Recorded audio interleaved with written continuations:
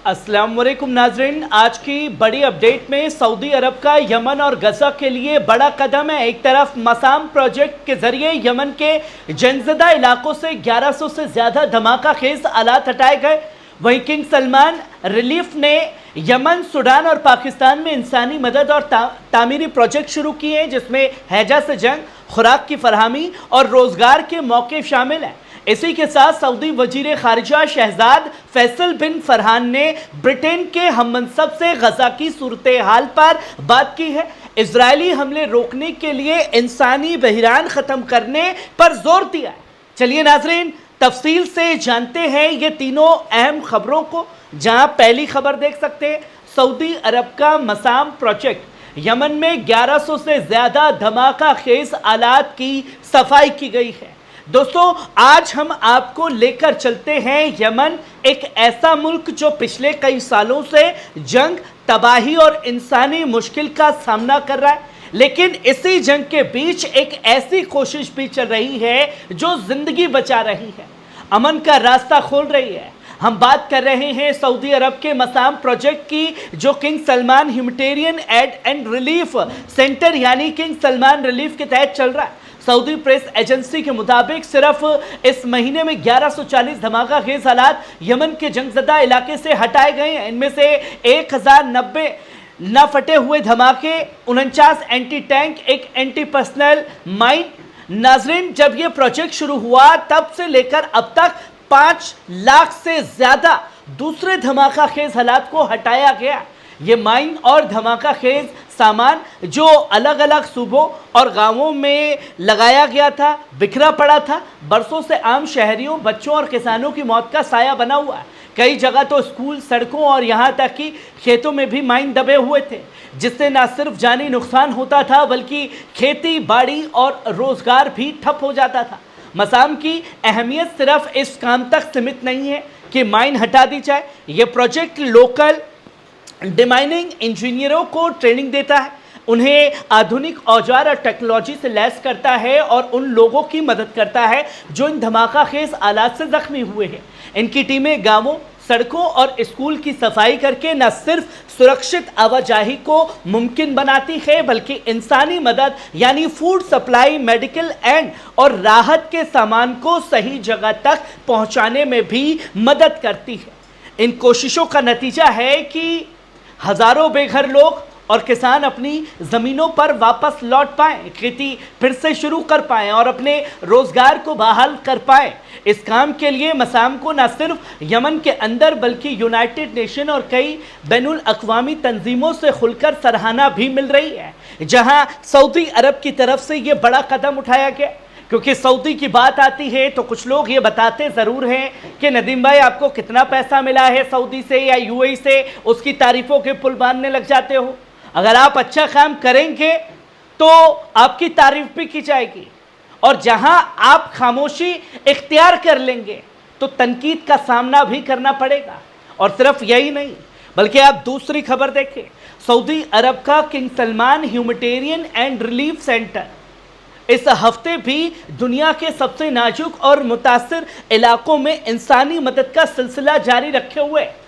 Yemen में चल रहा है, सूडान और पाकिस्तान, तीनों जगह नई डेवलपमेंट और इमरजेंसी रिस्पांस पहल शुरू की गई है। यमन में इस वक्त हैजे से जंग लड़ रही है वहां की आवाम। सोमवार को king Salman civil society partner के साथ ताउन मुआहिदा किया गया, जिसके तहत यमन के फौरन हैजे से निपटने का प्रोजेक्ट शुरू किया गया। इस प्रोग्राम का मकसद 11,50,000 से ज़्यादा अफराद तक पहुंचना है। मुआहदे में ज़रूरी मेडिकल टूल्स और आईवी सॉल्यूशंस की फरहमी शामिल है ताकि हैजे के मामलों में कमी लाई जा सके और बीमारी के फैलाव को रोका जा सके। एयर और लैंड पोर्ट्स पर मेडिकल टीमें तैनात की जाएंगी, मुसाफिरों की स्क्रीनिंग के बॉर्डर पार संक्रमण रोकने की मदद करेंगे। और सिर्फ यमन नहीं, सूडान में खुराक की मदद भी की जा रही है। सूडान के खार्तूम सूबे में किंग सलमान की रिलीफ ने हाल ही में 700 फूड तकसीम किए, 7,041 अफराद तक पहुंचाया गया। मदद 2025 के थर्ड फेज से शुरू की गई है। प्रोजेक्ट का हिस्सा जो जंग से बेघर हुए हैं, शदीद किल्लत खुराक का सामना कर रहे हैं, लोगों के मदद के लिए है। सूडान इस वक्त सख्त इंसानी बहरान से गुजर रहा है, जहां जंग, महंगाई और बेदखली से खाने और बुनियादी सहूलतों तक रसाई बेहद मुश्किल कर दी गई है। और सिर्फ गजा की मदद ही नहीं, सूडान, यमन और तमाम जगह पर जहां इंसानों को नुकसान हो रहा है, वहां सऊदी अरब के जरिए यह कदम उठाया जा रहा है। पर सवाल यह लगातार बनता है दोस्तों, बीते 2 साल हो चुके हैं गजा की जंग के लिए।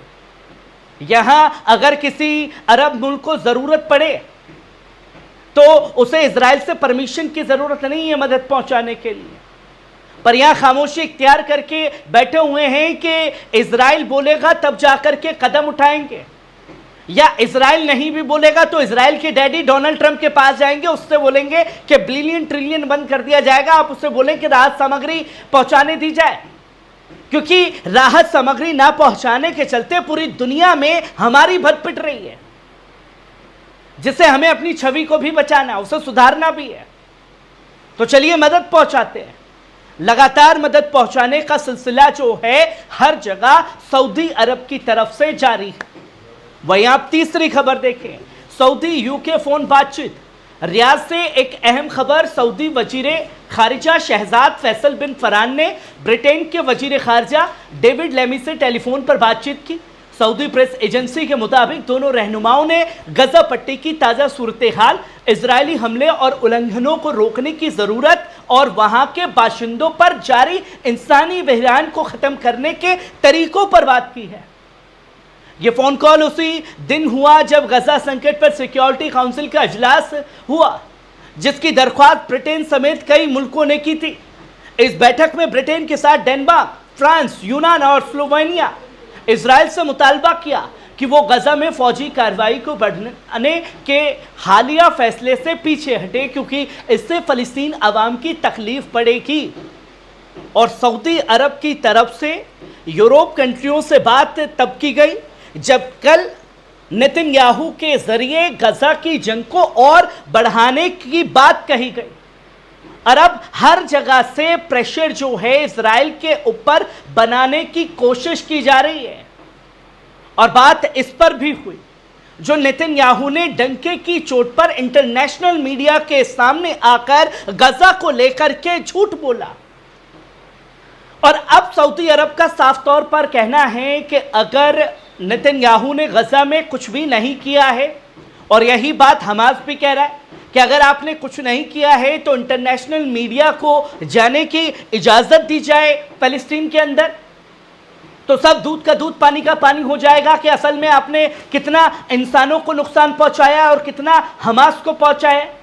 और यही सबसे बड़ी इजराइल की गले की फांस बना हुआ है, जो कि सच्चाई से मुंह मोड़ने की कोशिश की जा रही है। पर इस बीच सऊदी अरब के ये कदम दुनिया भर में जो चल रहे हैं, वाकई इसकी तारीफ करनी पड़ेगी, जो इंसानों को बचाने की कोशिश जारी है।